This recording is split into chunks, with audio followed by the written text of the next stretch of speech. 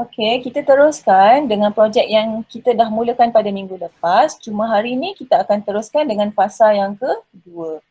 Baik, terima kasih dan tahniah cikgu ucapkan kepada murid-murid yang telah berjaya melaksanakan fasa yang pertama. Baik, saya nak ingatkan projek ini hanyalah untuk membantu awak meningkatkan awak punya tahap penguasaan yang sedia ada. So dia contohnya macam selalunya awak ada exam, awak ada peperiksaan, awak ada ujian, awak ada markah, awak boleh tengok markah. So kadang-kadang awak ada kesilapan technical aspect. Alah cikgu, saya tersalah letak sifar je. Cikgu tolonglah saya, cikgu tolonglah saya nak satu je lagi, saya nak dapat B. Cikgu satu je lagi, 79 nak dapat A. So projek yang awak buat ni, usaha awak buat ni akan membantu, boleh membantu sebagai bonus untuk cikgu-cikgu tolong awak ke IP yang lebih baik. So dia tak ada masalah pun kalau awak yang masih lagi belum mencuba fasa yang pertama, awak masih ada masa untuk catch up kawan-kawan yang dah siap. So saya harap semua murid-murid boleh sama-sama laksanakan projek ni sebab saya tak terus kepada keseluruhan projek, kita hanya buat satu langkah demi satu langkah. Baik, tajuk kita This Is Me iaitu mengenai diri sendiri yang kita dah buat pada minggu lepas. So, tahniahlah siapa yang dah berjaya kongsikan bilangan haiwan peliharaan, umur. Ada yang tanya, cikgu saya tak ada nombor rumah, saya share lorong rumah. Boleh, tak ada masalah.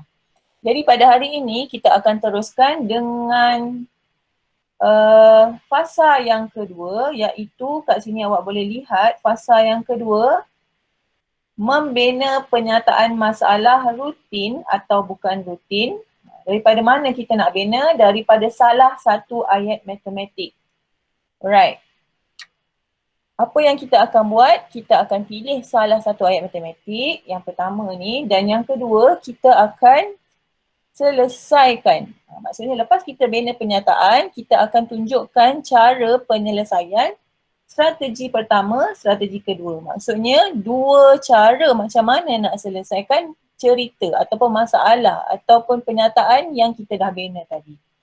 Baik. Saya teruskan, kita tengok dulu. Yang ini contoh yang saya dah bagi pada minggu lepas, ada banyak tentang rumah, tentang ketinggian, tahun kelahiran, bilangan ahli keluarga. Yang ini awak dah faham pada minggu lepas. So, fasa yang kedua ni, kita akan membina penyataan masalah. Okay, macam mana kita nak bina? Sebelum kita bina penyataan masalah, sebelum kita buat satu cerita, kita akan pilih satu ayat matematik. So, cikgu, kita akan pilih satu ayat matematik. Dan selepas kita pilih, kita akan buat penyelesaian. Kita gunakan dua strategi. Cikgu nak kalau boleh, semua murid cuba untuk kongsikan dua strategi. Dua cara, dua kaedah untuk menyelesaikan cerita tadi, masalah tadi. Jadi apa langkah-langkah dia? Dia ada 3 je langkah mudah yang awak ikut, yang perlu ikut dan awak boleh selesaikan dengan tepat. Baik, yang pertama apa langkah dia? Pilih satu ayat matematik. Yang kedua, kita perlu reka cerita daripada ayat matematik tadi. Maksudnya ayat matematik ni adalah merujuk kepada langkah yang pertama. Lepas tu dah pilih ayat matematik, kita reka cerita. Okay, pilih satu ayat. Lepas tu kita kena reka cerita. Lepas tu daripada cerita yang kita dah bina tadi, kita tuliskan dua strategi penyelesaian. Okey. Murid-murid, ada berapa langkah untuk fasa yang kedua? 3. 3 sahaja. Right. Dan ketiga-tiga ni awak perlu ikut dan insya-Allah awak boleh buat dengan jaya ni. Okay, cikgu bagi contoh. Baik, di sini saya ada ayat matematik yang saya dah pilih daripada keseluruhan murid yang telah menghantar dekat Padlet tu. So ada yang melibatkan peratus, ada yang melibatkan perpuluhan, ada yang melibatkan pecahan dan juga nombor bulat. Jadi pada hari ini, daripada 4 pilihan ini, saya minta awak pilih satu sahaja. Tak payah, tak perlu rujuk kepada ayat matematik yang awak dah buat sebab saya dah pilih daripada keseluruhan kesemua hasil fasa 1 tu, saya dah pilih untuk tajuk-tajuk yang kita nak cover ni. Yang pertama, peratus ada, perpuluhan ada, nombor bulat ada, pecahan pun ada. So daripada 4 ni awak pilih satu sahaja. So saya dah tulis dah, saya bagi kredit dekat Tuan empunya ayat matematik ni. Sifar perpuluhan 16 darab 1000. So daripada penyataan ayat matematik ni, yang dicipta oleh Atikah ni, awak bina cerita.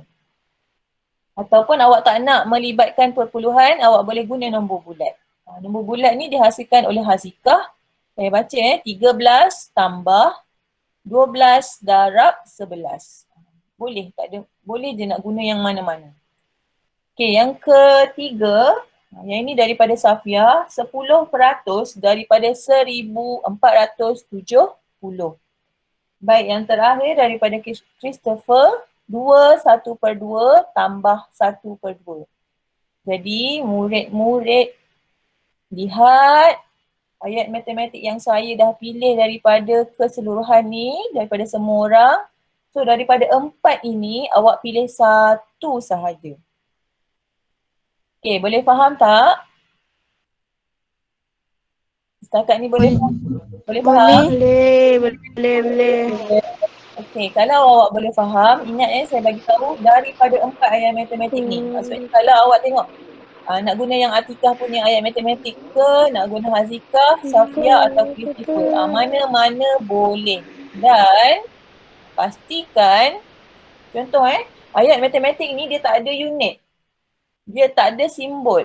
Maksud saya dia tak ada simbol unit kg ke, dia tak ada mililiter ke, dia tak ada ringgit Malaysia. So kalau awak punya cerita tu berkaitan dengan berat, boleh dia tambah. Sebagai contoh saya tunjuk untuk ayat matematik Safia. 10% daripada,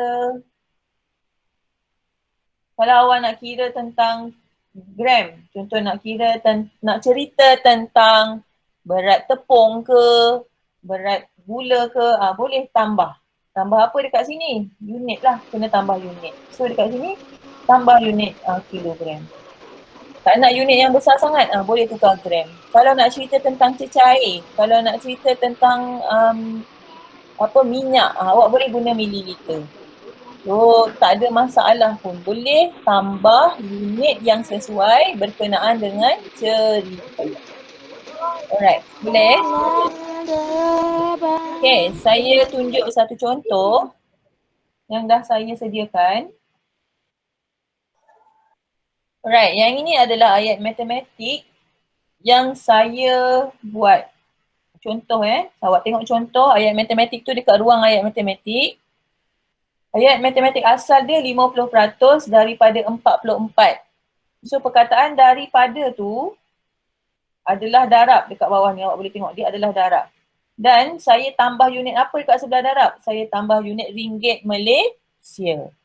So kenapa saya kena tambah ringgit Malaysia? Sebab saya nak bercerita tentang harga. So bila harga dia adalah berkaitan dengan wang, bila wang kita tambah simbol ataupun kita kena tulis unit bagi harga iaitu ringgit Malaysia. So awak boleh lihat yang pertama ni adalah ayat matematik asal. So ayat matematik asal tu sama seperti yang tadi tu, yang Atikah, Safia, Hazikah dengan Christopher dah buat. Awak pilih dekat situ. So yang itu yang pertama. Yang kedua awak boleh lihat dekat sini, yang kedua, baris yang kedua. Apa beza dia? Perkataan daripada tu masih sama, beza dia adalah dekat RM kat sini. Saya tambah harga. 44 tu saya letakkan dia sebagai harga. Dan yang ketiga, apa beza dia dekat sini? Perkataan daripada tu saya dah gantikan dengan operasi darab. Okey. Itu adalah ayat matematik yang saya dah pilih dan saya dah upgrade dah sehingga ada unit dekat situ. So saya ingatkan sekali lagi, harap murid-murid boleh faham. Kalau awak cerita tentang berat, tolong tambah unit yang betul. Berat adalah kilogram dan gram. Kalau awak cerita tentang isi padu cecair, awak boleh gunakan unit liter atau mililiter. Kalau awak gunakan tentang panjang, boleh kilometer, meter, sentimeter, milimeter. Alright, so tak semestinya ada unit. Kalau awak cerita tentang bilangan buku, bilangan kambing, bilangan guli, itu tak ada unit lah. Sebab awak akan cakap 44 biji guli. Alright, so tengok dekat contoh cerita yang cikgu dah buat, simple je cerita dia.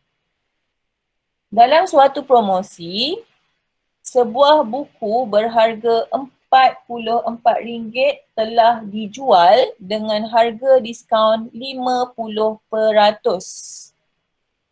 Berapa harga jual buku itu selepas diskaun? Okay. Tak ada tanda soal kat sini, kita tambah. So dekat mana saya dapat harga buku yang 44 daripada ayat matematik yang kat sebelah kiri?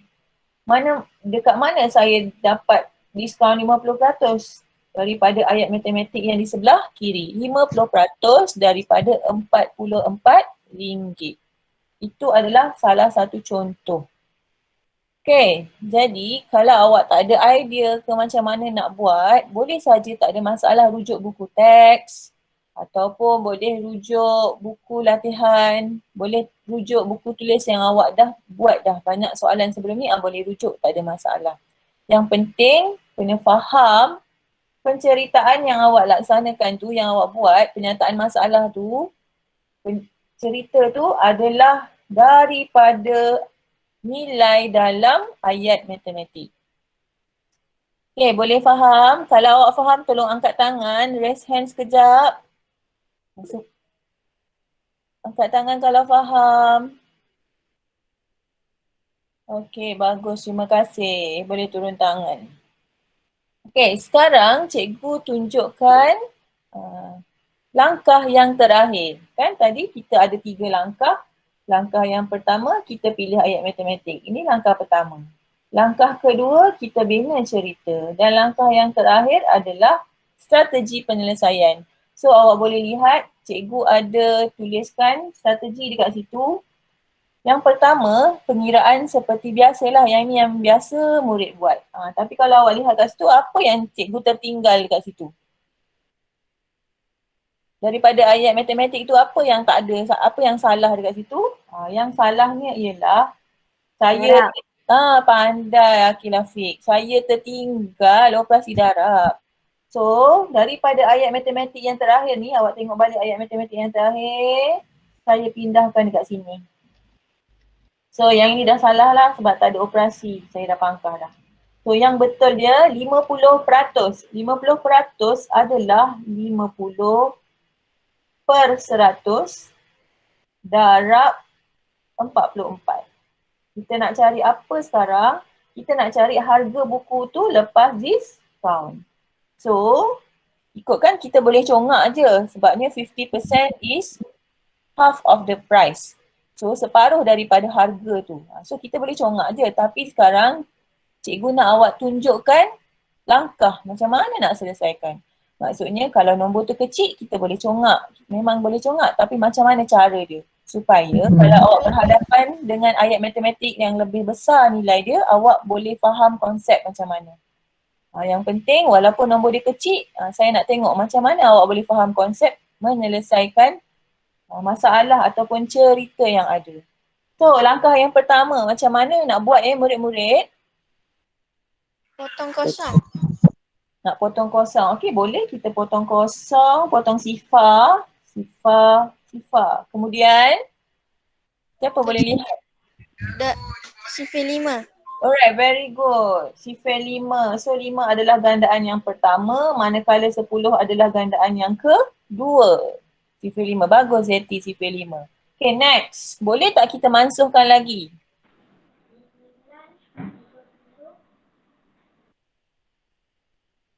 Boleh masukkan lagi tak? Boleh. Okey, Akil Hafiq kata boleh. Macam mana nak masukkan? Boleh. Okey, Rafiq kata boleh. Alright, 2 dengan 40. 4 kita gunakan sifir 2. So, kita guna sifir 2. Alright, so yang ini 2 adalah gandaan yang pertama. So, 4 adalah gandaan ni 2, 2. So, bila dah ada lagi tak yang boleh dimasukkan? Tak ada kan? So, 1 darab 22 dia adalah ni. Awak jangan lupa, jangan tinggal ni unit dia. RM22. So, RM22 ni adalah diskaun. So, kalau awak tolak balik yang ni adalah diskaun dia 50%. So, harga asal 44 tolak dengan diskaun dia RM22. So, harga buku adalah RM22. Alright, bagus. Okay, awak boleh nampak kan? Kita gunakan angka yang simple. Tapi kita nak tengok macam mana murid boleh tunjukkan strategi penyelesaian dia. Okay, yang itu adalah strategi yang pertama dengan cara mengira aritmetik seperti biasa. So, awak boleh lihat cikgu nak tunjukkan langkah penyelesaian yang kedua. Okay, nampak tak bahagian bawah tu? Okay, cikgu ada buat gambar rajah. So, kalau awak boleh kira, tolong kira dan tuliskan dekat chat ada berapa petak kecil tu. Ada berapa petak kecil tu?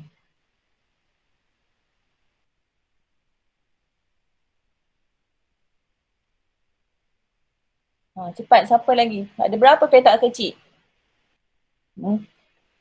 Takut-takutlah cikgu tersilap sediakan petak. Alright, so semua orang jawab 10.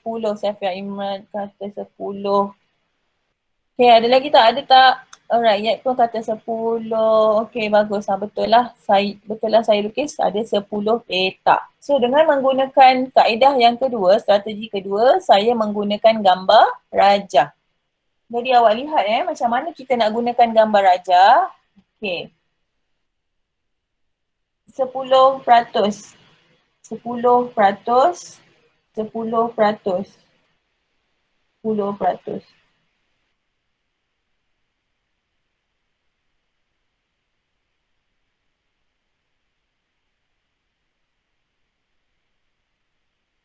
Okay, sekarang awak boleh bagi tahu saya, boleh kongsikan dengan saya berapa jumlah peratusan yang saya dah tuliskan kat situ. 10%, 10%, 10%. Okay, saya ada sejumlah 100%. Okay, 100% itu, okay bagus, semua jawab 100, bagus. Alright, jadi awak faham jumlah asal buku tu, 100% tu adalah jumlah asal sebuah buku adalah RM44. Tapi dia bagi diskaun, berapa peratus dia bagi diskaun? Dia bagi diskaun 50%. So yang ini saya labelkan sebagai diskaun. Diskaun, diskaun, diskaun, diskaun. Diskaun ini adalah 50%. Jadi bila diskaun 50%, harga buku sekarang adalah tinggal 50% dia.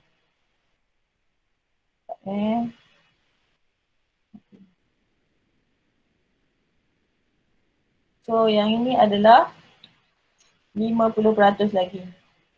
50% ni adalah harga buku selepas diskaun yang kita cari.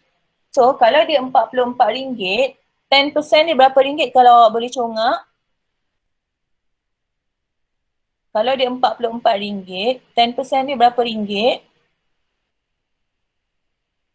Maksudnya 44 bahagi 10, berapa yang awak dapat?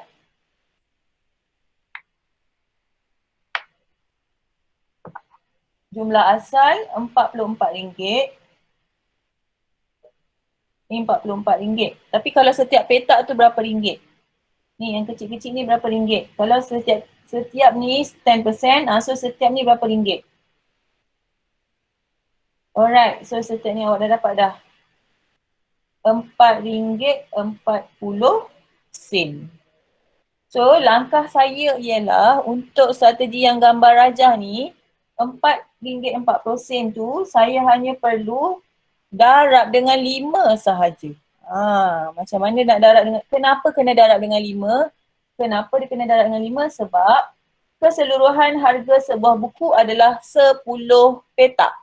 10 petak bersamaan dengan 100%. Petak yang pertama ni, 5 petak yang pertama ni telah diambil ataupun dikurangkan harga sebagai diskaun. 5 petak pertama. Jadi harga buku sekarang adalah 5 petak yang terakhir iaitu 50% sahaja.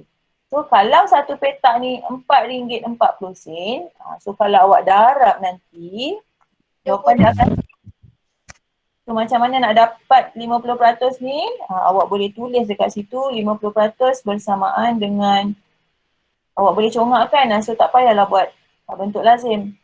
RM4.40 darab dengan 5 sama dengan RM22. Itu sahaja. Itu sahaja. Macam mana dapat RM4.40 ni, yang atas ni macam mana dapat, kawan-kawan yang lain yang masih tak tahu macam mana dapat, dia adalah RM44 harga asal buku dibahagikan dengan 10.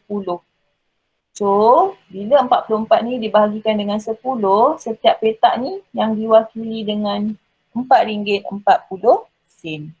So, kita dah tahu dah harga buku selepas diskaun adalah 5 petak, jadi kita darabkan dengan 5. Jadi kita dapat jawapan akhir iaitu RM22.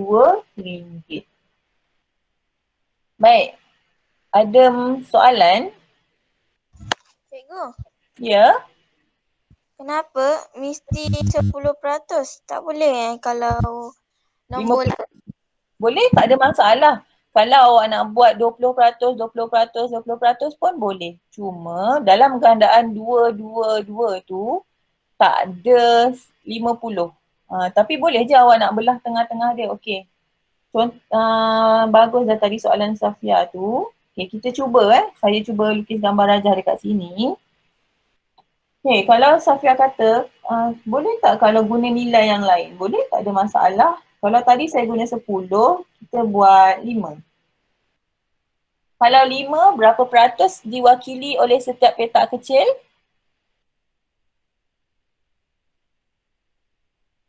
Kalau 10, kalau 10 petak 10%, jadi kalau 5, 20, bagus. 20, 20. Jadi diskaun dia 50% kan? Jadi kalau diskaun dia 50%, cikgu boleh dah bagi tengah-tengah kat sini. Boleh je bagi tengah-tengah kat situ. So awak boleh je cari cara yang sama. Tak ada masalah, boleh je Safia. Kalau awak nak guna nilai yang lain, tak ada masalah, boleh. Baik, ada soalan lain? Okay, kalau tak ada, nanti saya akan berikan awak template untuk fasa yang kedua ni. Fasa yang kedua, tajuk dia membina penyataan masalah. So, template ni saya sediakan, saya bagi awak dekat Padlet. Sama ada awak nak print boleh, ataupun kalau awak tak nak print, awak lukis je saja. Kalau awak tak nak lukis, awak nak tulis macam dalam buku, awak buat latihan macam biasa. Mula-mula awak tulis ayat matematik sebelah atas. Lepas tu dah siap ayat matematik kat sini. Awak nak buat cerita bawah dia. Boleh. Saya tak ada masalah. Itu kebebasan awak nak buat. Tapi saya bagi guideline dalam bentuk jadual. Kenapa dalam bentuk jadual? Sebab bila dalam bentuk jadual, awak nampak langkah demi langkah. Kita akan ke kanan dan ke kanan. Lepas tu dah siap cerita, awak boleh buat strategi dekat bawah dia. Terpulang kepada individu macam mana awak nak mempersembahkan awak punya fasa yang kedua. Yang penting awak mengikut 3 langkah tadi. Itu sahaja. Baik, murid-murid boleh? boleh. Murid-murid yang lain boleh? Boleh. Alright, kalau tak ada soalan, kita pergi kepada, saya tunjuk awak Padlet.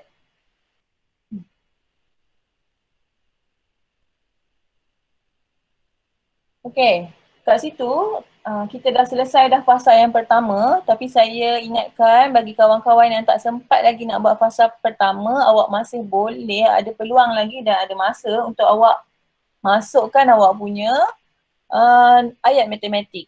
Langkah dia saya dah tulis dari kat sebahagian yang pertama, fasa 1 25 Ogos.